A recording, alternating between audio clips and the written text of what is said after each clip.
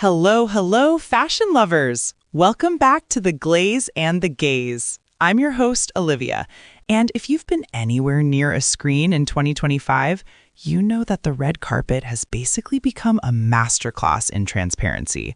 We are seeing skin, we are seeing shimmer, and we are seeing a whole lot of confidence. To help me break down the biggest looks of the year, and specifically the woman who seems to be owning every single carpet she steps onto, I have a very special guest. He's a makeup artist whose brushes have graced some of the most famous faces in the industry. Welcome back to the show, James. Hi, Olivia. It is so good to be back. And honestly, what a year to be talking about red carpet glam. I feel like 2025 has just been fearless. Fearless is the perfect word. I was reading this piece on Fox News recently, and they literally headlined it, "Sydney Sweeney and Heidi Klum lead sheer fashion trend." It's not just a moment anymore, it's a movement. Absolutely. The sheer trend isn't new, but the way it was executed in 2025, it's different. It's less about shock value and more about this sculptural, ethereal celebration of the body. And Sydney Sweeney is really the poster child for this evolution. Let's dive right into that because her look at Variety's Power of Women event in October was, wow. Wow is right. That shimmering silver gown? Yes, the floor-length one. It had that metallic sheen, but it was sheer enough to subtly reveal her figure. It was like liquid mercury. Exactly. And from a makeup artist's perspective, that is a high-stakes dress. When you're wearing something that bold, that sheer, the glam has to be incredibly precise. You can't overdo the face because the dress is screaming. Did you notice her hair for that one? It was a bob, right? Yes, a super sleek, side-parted bob. Minimal accessories. That was a genius move. If she had big, voluminous Hollywood waves, it might have looked too costume. But the sleek hair made it modern. And the skin. Olivia, the skin prep for a sheer dress starts days before the event. It's not just about the face. It's body glow. It's highlighting the clavicles, the shoulders. You want that lit from within look that matches the fabric. I love that you brought up confidence because Sharon Stone actually commented on that look. She told Variety, "It's okay to use what mama gave you." Sharon Stone is the queen, and she's right. There's a difference between being exposed and being empowered. Sydney looked comfortable. That's the key. If you're tugging at your dress, the look fails. She owned it. But it wasn't just the sheer stuff. I was looking at a retrospective of her 2025 looks from the Hindustan Times, and her range this year was insane. She didn't just stick to one note. No, she really didn't. She gave us variety. Let's talk about the Oscars. She went in a totally different direction there. The blush pink gown. Yes, it was so soft, almost romantic. That was a great palette cleanser. We're used to seeing her in these bombshell looks, but the blush pink at the Oscars was very old Hollywood but young. Soft glam, very flush cheeks, which is huge right now, and fluffy brows. It was angelic.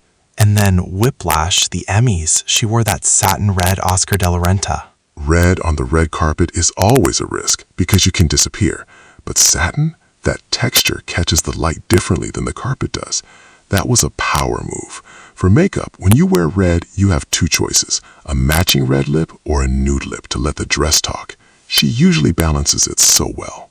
It's interesting you mentioned the power move because looking at her calendar, she was everywhere. The Homeland premiere, the Christie premiere in London, the Governor's Awards, she even waved the checkered flag at the NASCAR Cup Series in Phoenix. The range, from couture to checkered flags. But I want to circle back to the sheer trend because it wasn't just Sydney. You had Heidi Klum at Paris Fashion Week. Oh, the Vitamin show. Yes, she wore that sheer nude lace gown, but then she also rocked that oversized menswear-inspired coat. It was such a contrast. Heidi is a supermodel. She knows how to play with silhouette.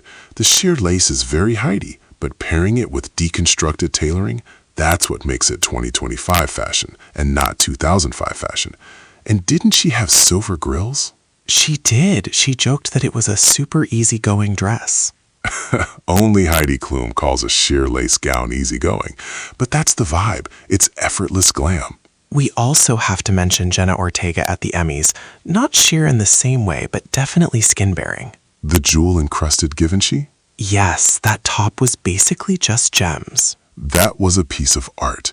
Her stylist, Enrique Melendez, said they wanted to be respectful but daring.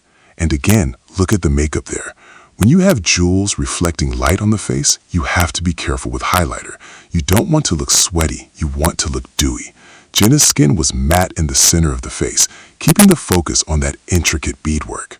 It seems like the theme of 2025 was structure and skin, whether it was Kylie Jenner at the Met Gala with that corset. Which fit perfectly with the superfying, tailoring black style theme, by the way.